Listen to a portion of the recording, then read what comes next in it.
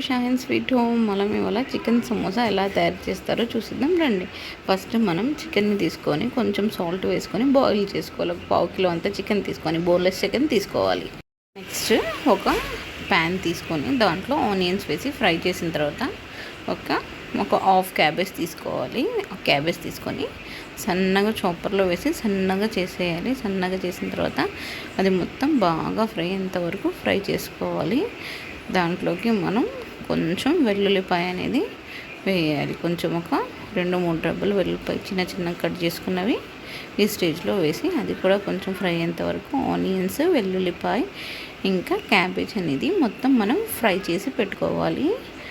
మొత్తం ఫ్రై చేసుకున్న తర్వాత ఇది మనకు ఫ్రై అయిందనగా నెక్స్ట్ మనం వేరే వెజిటేబుల్స్ అనేది యాడ్ చేయాలి. అది మాత్రం మనకు సన్నని ఫ్లేమ్ మీద ఫ్రై చేసుకోవాలి. నెక్స్ట్ మనం ఇంకా క్యారెట్ ఇంకా పొటాటో అనేది తురిమి పెట్టుకోవాలి. చూడండి, ఫస్ట్ నేనైతే ఆలు తురుముకొని పొటాటో మొత్తం తురుముకొని దాంట్లో నుంచి వాటర్ మొత్తం పిండి తీసేయాలి. పిండి తీసిన తర్వాత ఇది మనం క్యాబేజ్లోకి వేయాలి. క్యాబేజ్లోకి వేసిన తర్వాత నెక్స్ట్ క్యారెట్ కూడా గ్రేట్ చేసి పెట్టుకున్నాం కదా, ఆ క్యారెట్ కూడా దీంట్లో వేసేయాలి. వేసిన తర్వాత మనం దీంట్లో మాత్రం మనం తురుముకోవాలి.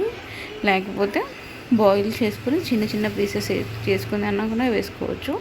ఇలా వెజ్ సమోసా కూడా చేసుకోవచ్చు. ఇలాగే చికెన్ వేయకుండా నేనైతే దీంట్లో చికెన్ యాడ్ చేశాను.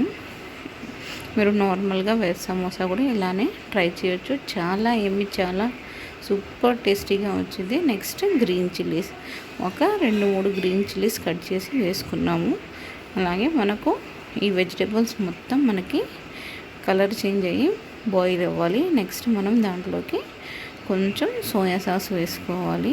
సోయా సాస్ వేసుకుంటే దీని టేస్ట్ అనేది కొంచెం మనకి డిఫరెంట్గా కనిపించింది.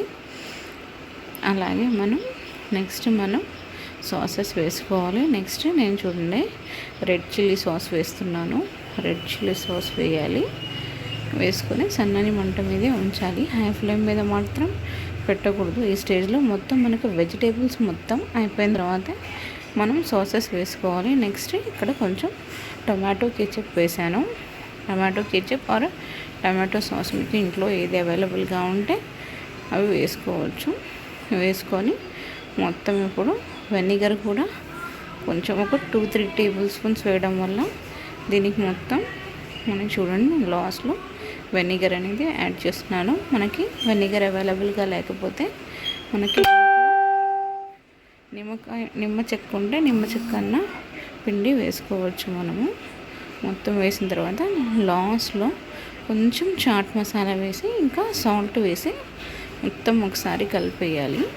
మొత్తం మనం ఈ సాసెస్ అవి మొత్తం వేసాం కదా, వేసిన తర్వాత నెక్స్ట్ ఇది మొత్తం ఫ్రై చేసుకొని ఇంకా రెడీ అనగా అప్పుడు మనం బాయిల్ చేసి పెట్టుకున్నాం కదా ఆ చికెన్ని సన్నగా పీసెస్ లాగా విడితీయాలి. చూడండి, ఇలా విడితీసి మొత్తాన్ని కలిపేయాలి. ఇంట్లో ఎవరైనా నాన్ వెజ్ తిన్న వాళ్ళు ఉంటే వెజ్ తీసేసిన తర్వాత మనం ఈ చికెన్ పీసెస్ అన్నీ అప్పుడు నెక్స్ట్ కలుపుకోవచ్చు. కానీ చాలా డెలీషియస్గా ఉండిద్ది ఈ సమోసా. కంపల్సరీగా ట్రై చేసి నాకు ఎలా వచ్చిందో చెప్పండి కామెంట్ బాక్స్లో. చూడండి, మొత్తం ఒకసారి కలిపేసి స్టవ్ ఆఫ్ చేసేయాలి.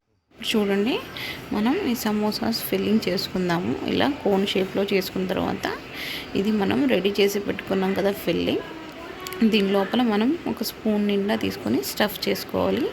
మనకి ఇది స్ట్రిప్స్ తెచ్చి పెట్టుకుంటే ఈ సమోసా చేయడం అనేది ఇంట్లో చాలా ఈజీగా చేసేయవచ్చు. ఇలా కోన్ షేప్లో చేసిన తర్వాత ఇంకా మైదా పిండి పేస్ట్ని కలిపి పెట్టుకోవాలి. మనం కలిపి పెట్టుకున్న తర్వాత దీన్ని సైడ్స్లో మనం ఇలా లాక్ చేసేయాలి.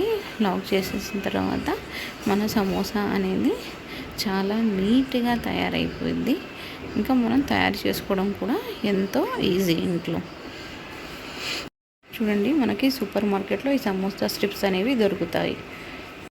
మనం ఇలా సమోసాస్ అన్నిటిని స్టఫ్ చేసి పక్కన రెడీగా పెట్టుకోవాలి. ఈ మొత్తం మనకు ఆయిల్ హీట్ ఎక్కిన తర్వాత సన్నని మంట మీద గోల్డెన్ బ్రౌన్ వచ్చేంత వరకు ఫ్రై చేసుకోవాలి. అప్పుడు సన్నని మంట మీద చేసుకోవాలి. చాలా క్రిస్పీగా టేస్టీగా ఉంటాయి ఈ home made chicken samosa. Street టైంలో ట్రై చేయండి.